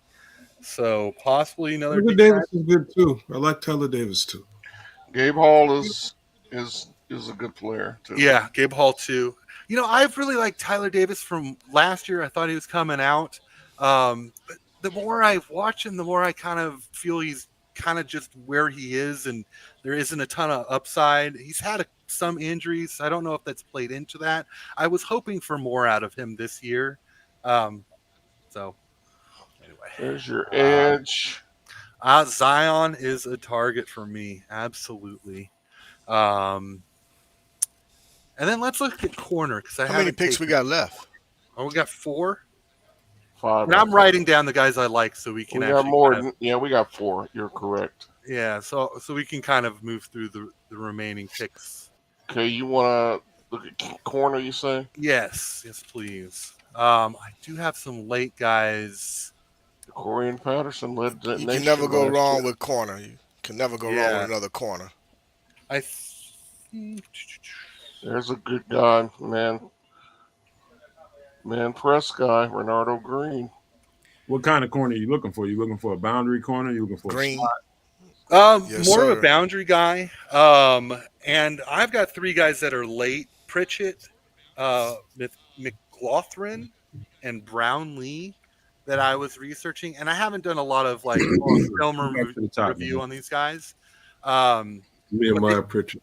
but they all fit this length, height, speed, production, zone aspects of what I think Flus is looking for, Poles and Flus. I think I could go with one of those guys a little bit later in that draft, so maybe I'll mark down cornerback, and then go to safety. You know what I do in this spot? There's a freak right there. Yes. You know what I do in this spot? I look at the position groups and see who's the highest value player in each position group, because that's where you're at right now, J2K. You're in a spot where you're not really drafting a need, and so Right. you're looking for quality and upside at each value position group. So I go from spot to spot. So I'd start DT, go to edge. There's some value right there. That's what basically what we Yeah. did. Malik You know- Mustafa's a freak. Yes, he is. He's very athletic, but from what I watched, I thought that I wouldn't say he looked lost, but I thought that he took a lot of odd angles, if that makes sense. Mm-hmm. So I think he's a work in progress, and I think he's a little bit shorter than what Yeah, he's is five listed. eight or 5'9". Yeah, he's probably about Yeah, around 5'9". he's actually pretty small Yeah, for that's the only thing that turns me off with it. right, exactly.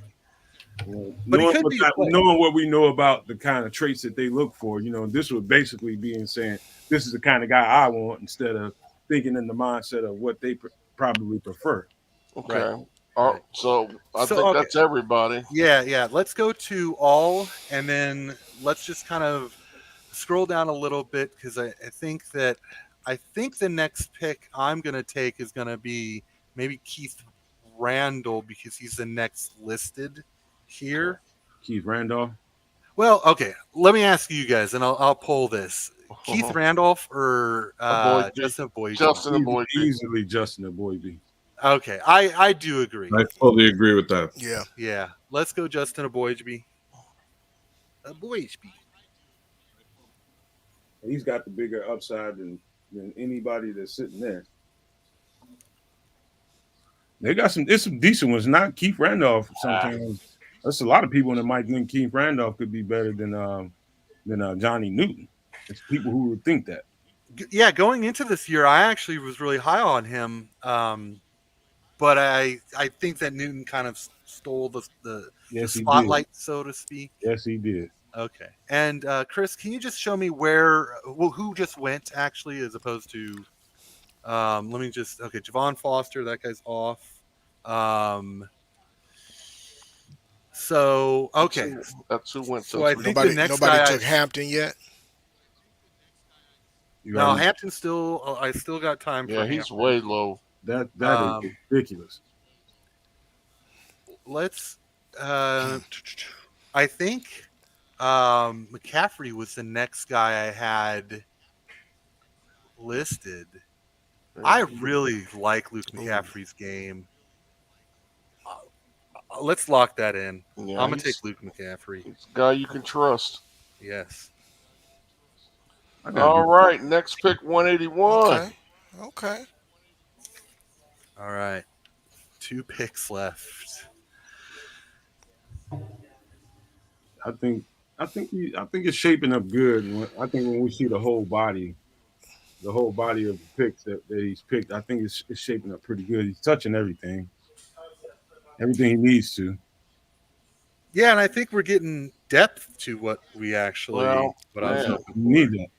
There's that linebacker. Here you go, Chris. Leave him alone now. I'm just saying, there's a very good value in that linebacker right there. Leave him alone. Right. Okay. Well, I'm looking for Dominique Hampton myself. That's who I would take. Chris starting to get a little anxious. He's starting to point. There's a developmental quarterback at the top. Here you go again. Here we go. Hey, J2K. I ain't said a word. He been talking ain't this nothing whole wrong time. with 10 toes last time I checked, man. Stand on it. I was probably more of a fan of Melton until the Senior Bowl, and I think I've come to the conclusion that I think he's very inaccurate. I thought he was inaccurate in college, from what I watched, and I think I'm out on him. I just don't know if he's got all the tools, but I just don't think he's accurate. Can he be coached up? Maybe, but is accuracy something you can coach up, or is that a feel? Oh no, you can definitely coach that. All right, well, absolutely. I'll lean on your guys. Definitely sharpen a guy. There's So I got 2 guys left in my mind. Bellissimo's guy left. Let me say this real quick. Bellissimo had a guy at quarterback. He said he's got 2. Hold on, guys left. Let me tell you something. I'll tell you the perfect story for how you can coach up accuracy. You know who was wildly inaccurate when he came into the league, drafted high in the. I don't know if Geno was he was drafted very high. Geno was so wildly inaccurate, and now he's one of the more accurate quarterbacks in the league. Absolutely, the numbers you can just look at the numbers. The numbers will tell you. Look it up on your phone. Geno Smith is one of the more accurate quarterbacks in the league right now. He Oh, is. now That's he true. is. Yeah, yeah. No, it wasn't that. That wasn't the case when he came into the league with the Jets. Right. He didn't get benched for nothing. Okay, Same with Drew Lock. You know. you said you had Okay, so I'm gonna leave this up to. Let's discuss this because I've got two guys that I would like to take, but I think we might lose out on one of them. So my question for you guys: do we go Zion, Tupaula, Fatui? Hey, Well done. I Muck, applaud that. yeah. Muck, I Muck. Hey, Muck, Muck, you're almost right. said It Well did. Zoom tight. Muck, Right. Muck. Hey, Muck. It did take some years, but he got there. No matter how long it took. You saying that Joe Milton might take some years for him to get accurate, but you know, what I mean, it's opportunity and time to mature and all that kind of stuff plays All into it. part of development, baby. That's right. Now, go to defense. I want to see where Dominic Hampton. It's Yes, 248. yes. So he is That's there, okay. That for and some reason he's low on here, but we know that right, that's not going to be the case. Oh Yeah, wait, it's yeah. 218. I said 218. 248. It's ridiculous how low he is here. So Right. is it Something's wrong with the system. right? Is it possible Yes, that I like lose that. out on him at 201? You could. Right. Yes. I've seen him go way higher than Yes. 218. Okay. And then really Yes. quick, Nomad, and to everybody in the chat, this isn't just me being a fan of Nomad's insight, which I am, but I went and watched him, and I am 100% on board. I mean, Dominique, yes, I can't He's believe good. this guy is this far You, down. you take him now. You take his him you now. talking about 6'3", somewhere in the neighborhood of 220, Man. moving like a boundary cornerback and a slot cornerback, and he plays every last one of those positions. Right. Hits like a linebacker. He hits like a Thumper. linebacker. Lord, Lord. He's a thumper.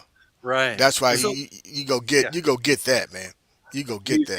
He scheme. I mean, he plays in the same kind of scheme that we teach here. Exactly. Washington. If you want to go and get a DB that fits what you do, you go and draft a Washington DB. You draft an Iowa DB, and I believe the next team up in that conversation is probably Minnesota. They So play let's play similar. devil's advocate.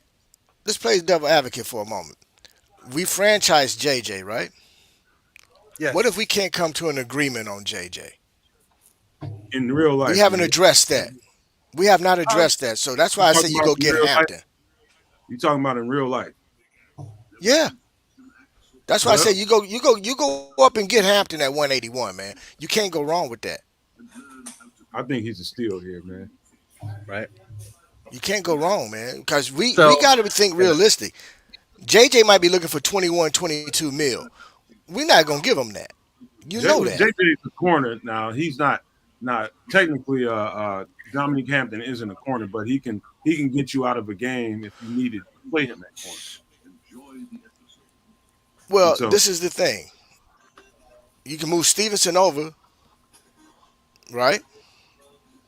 you could. All right. I'm just And thinking then out loud. we got Smith, right? Yes. We just got. I just And think Tyler. a talent Yes, quick. a talent like Hampton. We talk now. Let's talk about best athlete right now at Well, at that particular position.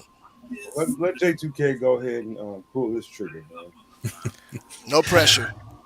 yeah, no worries. Well, the reason why I ask is that I really like Zion. I would love to go Zion and then Hampton here, but my concern is losing out on Hampton. And after Hampton, I don't see any other um, Got, safeties that I value that much. you got two You six just answered rounders your you own could move question. back up.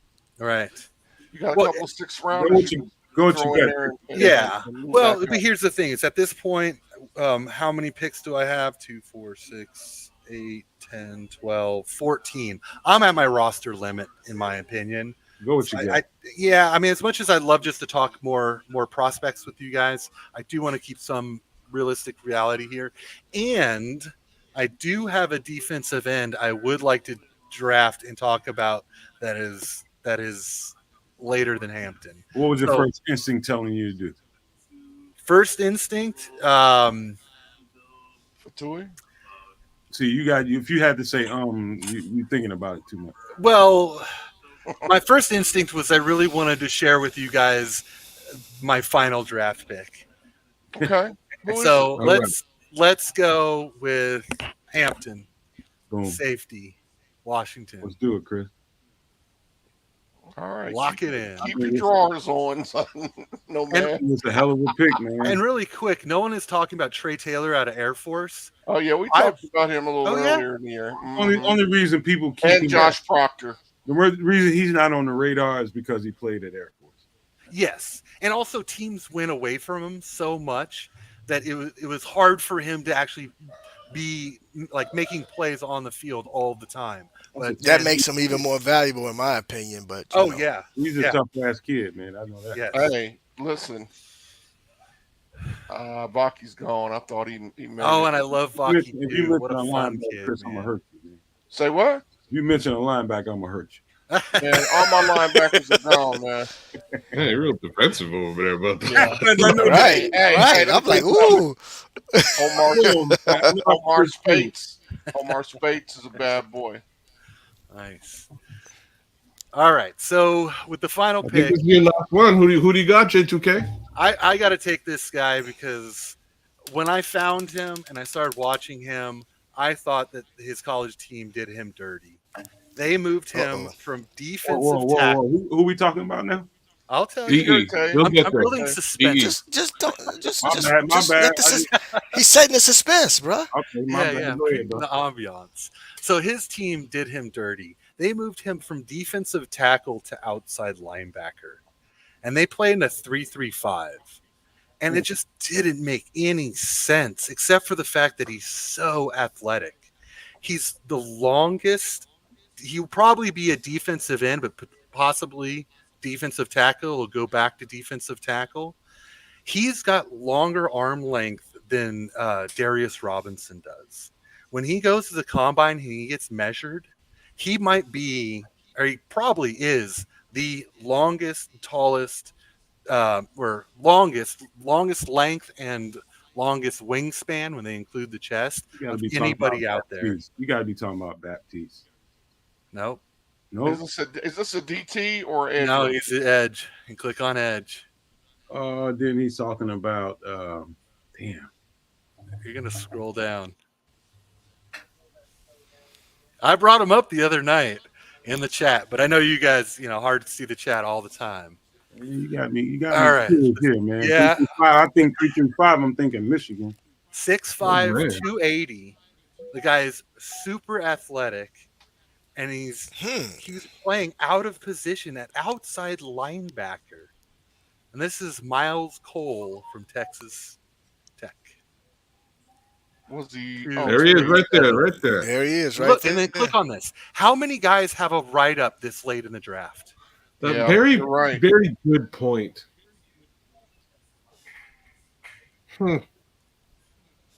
Yes, and this whole thing where they say lacks instincts and explosiveness. Okay, the instincts, sure, because he just got moved from D tackle to outside linebacker. But the explosiveness, that's baloney. The guy is absolutely explosive. He's super athletic. He runs plays down from behind. I love this kid. I'm gonna have to write that name down because I'm not. Please, yes. And watch Miles his Cole, tape. yes. Miles Cole, lock it in, and he fits everything that that Flutes and Poles look for. Miles with the Y. Well, Yes. don't forget about now. You know what, J2K. Yes, I've been harping this. I know you've heard me harp the hiring of Eric Washington. Mhm. I think this guy would fit in from what you're saying. I'm gonna definitely do my research on him. But if Yeah, he's what you solid say play. he is, and the fact that Eric Washington likes to do a lot of stunts, might pay Oh. off. Absolutely, he would be huge on stunts. Is that our pick? Yes, He lock said, it in. "Lock it in, man." That's Lock what he Miles said. Cole. You've now And- went from undrafted free agent to 6th-round picks. Welcome to the Bears. All right. All right. That's be it. We'll pull up the final Yeah. results here just shortly, gentlemen. Let's kick it around for a minute while he's doing that. Yeah, sometimes every now and again somebody will come on here and do a mock draft and pull a name and it's kind of hard to run get one past me because I'm like a maniac when it comes to this kind of stuff. But but that's a name that's new to me, and I'm not scared to admit that. And I am gonna go check him out because he does have the measurables. I think I saw 6'4", 6'5", 279, I believe. Yes. And so that does shape as the measurables of what Flus might be looking for. Now, is his now just give me a heads up on it. Hmm. Does he bend well? Yes. He's Okay. extremely athletic. That's why I think they moved him to outside linebacker because he can play outside linebacker. But he was just he looked robotic. The way his back pedal is all choppy, and he's going to this zone, and he's Like going a over fish out of here, and water he's kind of, yeah, huh? and he's thinking, and you can just tell. And Mhm. the way I found him was I downloaded all the measurements out of the Shrine Bowl and the Senior Bowl, and then I highlighted all the top guys. He's got 36 and 3/8 inch arms and an 87-inch wingspan. And just to Yeah. give you an idea, You know, out of all the other that's like defensive praying ends, mantis type fucking. I mean, yeah, excuse my language.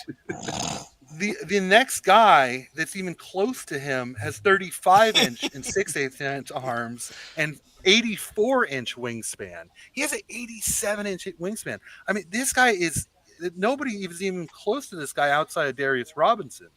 And then when I put on the tape and I saw that he was an outside linebacker, moved from defensive tackle, I just think, Ryan Poles is just, I mean, this is a guy that they can absolutely coach up. Joseph Matuzak is checking him out right now. Joseph, give me an update and tell me what you're seeing. He says seems to have a good motor and good measurables. Does not have a good low balance. Plays high. Yes, That's something now. lots of coaching. Yeah, that's something definitely a coaching thing right there. You can teach a kid to get his pass down and play, beneath them. And it's basically what they teach you is get your pads low and play behind them. If you got your pads up, you just you're a moving target is what you are. Yes, sir. But all right, you want to go through your draft right quick? Yeah, absolutely. So right off the bat, you get Marvin Harrison Jr. and Brian Thomas Jr. I mean, that's just Good. rebuilding the wide receiver core. And I'm going to do this a little bit interesting because I want to just stick to like the offensive side first, playmakers first. We got Ben Sinnott, who I love him as a tight end because not only is he a really good blocker, he is a very good blocker, but he's got fantastic movement skills. And guys bounce off of him when they go to tackle him. He has fantastic hands, arm extension, hands catcher. He is my number two tight end in this draft, even over Sanders. But I do think Jatavian Sanders is a different type of a player. He's more of your wide receiver, move only. But Ben Sinnott gives Waldron exactly what he wants. He wants a tight end that threatens the run game, but can be a weapon as a receiver. And then we got Ray Davis, who he may sit on the bench until there's an injury or until next year, but I believe in this kid. I believe in him as a locker room leader. I think that he is a reincarnation of Thomas Jones. I think everybody is going to absolutely love Ooh, that's this saying kid. a lot. Yes, sir. And Luke McCaffrey, I absolutely love his game. He's a fiery player. He went from quarterback to running back to wide receiver in college. He only has 2 years playing wide receiver in college, and he looks like an absolute natural. I've seen this guy one hand catches. He's pure hands receiver, extension of the arms. He runs great routes. He is physical. I've seen 3 plays of his in the end zone where he came down with the ball, battling a DB. The DB rips off his helmet 3 times. 3 times I've seen this. Rip his helmet off, and he comes down with the ball. He's fired up. This guy is jacked up, and he's the brother of Christian McCaffrey and the son of Ed McCaffrey. Is that right? Ed McCaffrey. Anyway, You got it.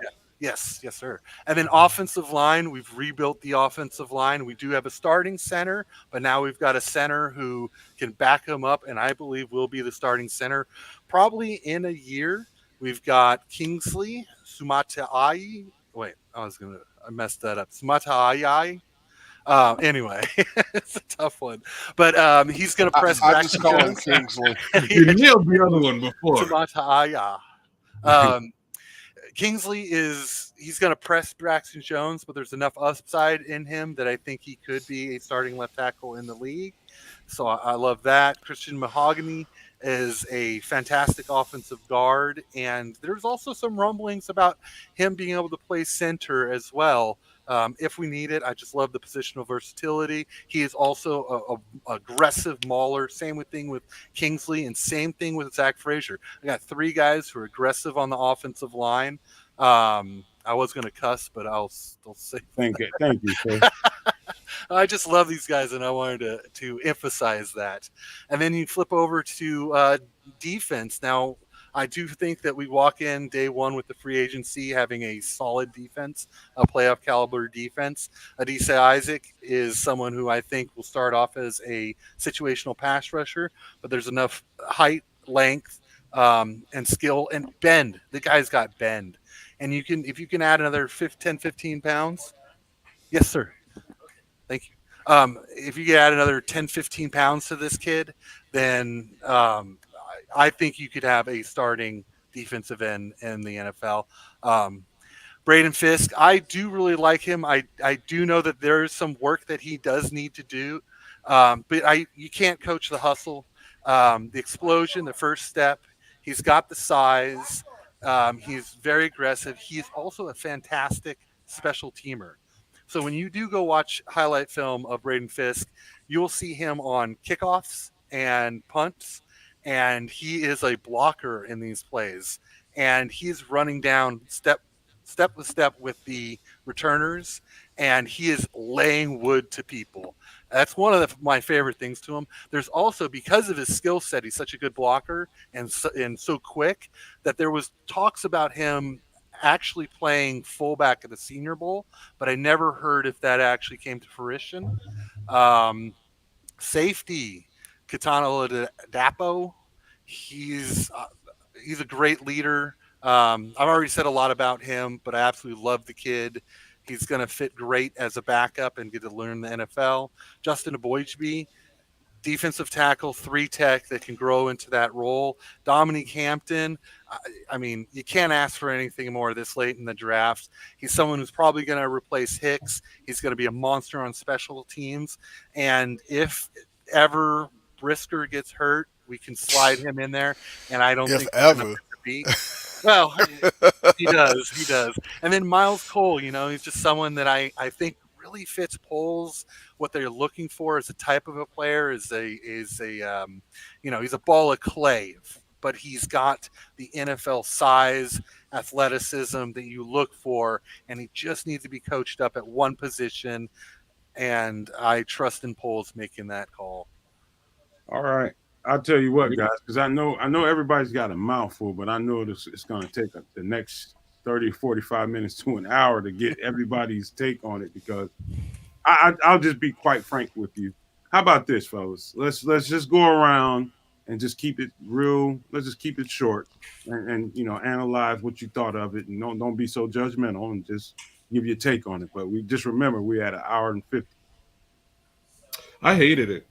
I'm just kidding. It's awesome, man. I'm just playing with you, J2K.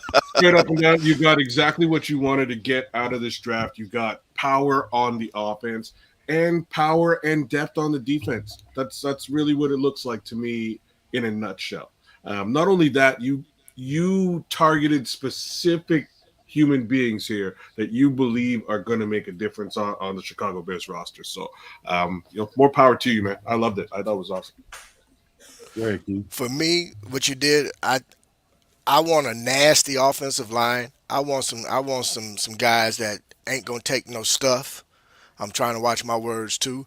But I want some guys, man, that for whatever reason, man, you a late hit or anything on our quarterback, whoever that is, we're not gonna accept it. So I like the fact that you really addressed the offensive line first and foremost. And as far as your skill positions, you did the thing, man. You definitely brought my attention to a couple individuals that I'm gonna do some homework on. But all in all, I think it's a very good draft. Very good draft. Thank you. Hey, you got Marvin Harrison and Brian Thomas Jr. Man, look at here, right there. That's You it. got me sold, brother. That's it right there, bro. Are you kidding Yes, me? sir. And you Good. added the guys you added later. I mean, in Oladapo, Justin Boydby, you got good value at the bottom of the draft. Kill the bottom of the draft. And so, I mean, with that many picks, and you picked up Washington's first rounder next year, so mission accomplished, brother. Thank you. So here's my take on it, and I've been thinking about this for the past 10 minutes. And watch this thing shape up. Samuel's draft comes to mind when I start thinking about the best I've seen so far since we started doing them. Not to say that anybody else's draft wasn't good, but that one kind of sticks out in my head. I think this is the best one I've seen so far, and I'll Thank tell you why. And so Samuel ended up with several who I thought were blue chip talents in his, and you did the same thing. But to get Marvin and Brian Thomas Jr., these are the blue chippers I can point out. I can't say for certain that I think Zach Frazier can be, but I can't circle him here. But Brian Thomas, Marvin Harrison, Kingsley, I think Adisa is a blue chip. Um, I think potentially Ray Davis could be it when he's healthy. I think Eboigbe could be. I know Dominique is. And so count those. I got 1, 2, 3, 4. I think actually Ben Sinnott, so we'll add him to it. 5, 6, 7. 7, 8 blue chippers, in my opinion, in this draft. And I think that's lights out. Yeah. That's called rebuilding your roster right there. Mhm. Those are guys that I consider blue chip talent. I'm no professional scout. I'm no professional GM. I'm just a guy with a podcast, but I do know football. And I'm telling you, those guys are extremely talented and can change your football legacy the minute they get to your team. And so every one of these guys, I think they are all good picks. I could sit here and try to pick, some guys that I wouldn't have picked. No, it's not. That's not what I'm here for. I'm telling you, this is the best looking draft that I've seen thus far on the Nomad Network, and I give you credit for that, man. It's a really good looking draft, and you can't really complain about any of it. To be quite frank with you. Thank you. And so, yeah, I'm not saying that because you're the guest here. I mean it. I think it's a really impressive draft, man, and it's not far off Yes. of what I would when I do a mock draft at some point after free agency. It'll probably look similar to that, man. But Lord, getting Marvin Harrison, getting Brian Thomas Jr., getting Kingsley, my God, Adisa Isaac. Oh my goodness. I mean, Dominique Hampton, some of those guys, that's an outstanding draft, man. So I just hope everybody enjoyed it, man. And do me a favor if you can, Chris, if you can give that to him in a file and so he can put that on social media. I know you're not big on Twitter, J2K, but I think people will enjoy that. Thank you. I will send J2K it to your email. was Cedric Van Pran at the Senior Bowl this year? No. Yeah, and I think he missed an opportunity. I got to say, Berlissimo's picks, he had that second one he did was really impressive too. Yeah. Well, go ahead, kid. His draft? Yeah, his draft was really good. That second one was really good. Yeah, the reason I'm asking about Cedric Van Pran is his stock is dropping a little bit, and I think it's got a lot to do with him not going to the Senior Bowl. It would have been great to get some more looks. Hopefully, his stock can rise a little bit at the combine too. All right, you guys want to go around the board, man, because we sitting up here getting really close to 2 hours, man. We gotta get ready to start tie this baby up into a bow and put it under the tree as a present. So we'll start. J2K, you up at the top, man. You want to give any pleasantry before we get out of here? Yeah, just thanks to you guys for having me on. I really enjoyed this. This is what I like doing, talking football, talking draft picks, prospects. So yeah, thanks to you guys and thanks to the chat. Those are the guys I hang out with all the time. Those are my brothers. So I just appreciate everybody for being here, being around. I love this community, and I can't wait to just see where you guys get from 1,000 subscribers to the sky's the limit. So I'm here for it, and I can't wait to see it all go. Go ahead, kid. J2K, man, thanks for coming. Thanks for showing out. No Maniacs, thanks for doing the exact same. keeping it live in the chat, cussing out J2K, propping up J2K. It's all good. It's all love, and thanks for coming out. Your picks, J2K. I'm pretty impressed with what you were able to put together. You got again a lot of the specific targets you were looking for. That being the case, I wouldn't have any troubles with that being the the 2024 Chicago Bears roster. Chris, what's up? J2K, I want to say this, man. You've set a high standard for guests on this show. You came prepared. You had your own graphs and picks, and you was ready to go. And then you killed a draft. Yes, So sir. I just want to tell you, man, I appreciate your acumen, and I appreciate your talent, and I appreciate you sharing those with us. Everybody in chat, you guys know I love you guys, man, and thanks for supporting us. We're almost at 1,100 subscribers. Um, can't tell you, how good that feels, man, that you guys are just hanging in there with us and supporting us, and we hope you continue to do that. My other brothers on the panel, love you guys. See you again real soon, and to bear down. J2K, my brother, it's always fun when we get a chance to chat it up in the chats when we are visiting other sites. But more importantly, thank you again for coming and joining us tonight. I know Maniacs, as always, I love, you know, seeing you guys make your comments and jumping in from time to time and throwing my own little 2 cents in. For my brothers on the panel, as always, I enjoy it, chopping it up and talking Bears football with you guys. And I just want to say thank you again for hanging out with us for 2 hours, man. I mean, you guys are awesome, man. And thank you, thank you, thank you. So with that being said, Nomad, you can go ahead and give them famous words, brother. Well, I gotta give J2K don't start blushing, man, because I want to say this to people. I think people it's important that you give people context and insight to different relationships that we grow out here in this Bears universe, man, in this sphere of content creation. And we didn't always see eye to eye, man. In fact, we had a pretty abrasive back and forth between each other. And that was it's probably I would accept more majority of the responsibility for that, and I will own that. And what I found out about J2K, and I'm just telling everybody this, is that the more I started paying attention to the words that he said, and it wasn't always directed at me. I watched him chat with other people, and different virtues about who he is as a person started to come out, and I started to see him differently. And what I found out in the big picture is J2K is a kindred spirit of mine.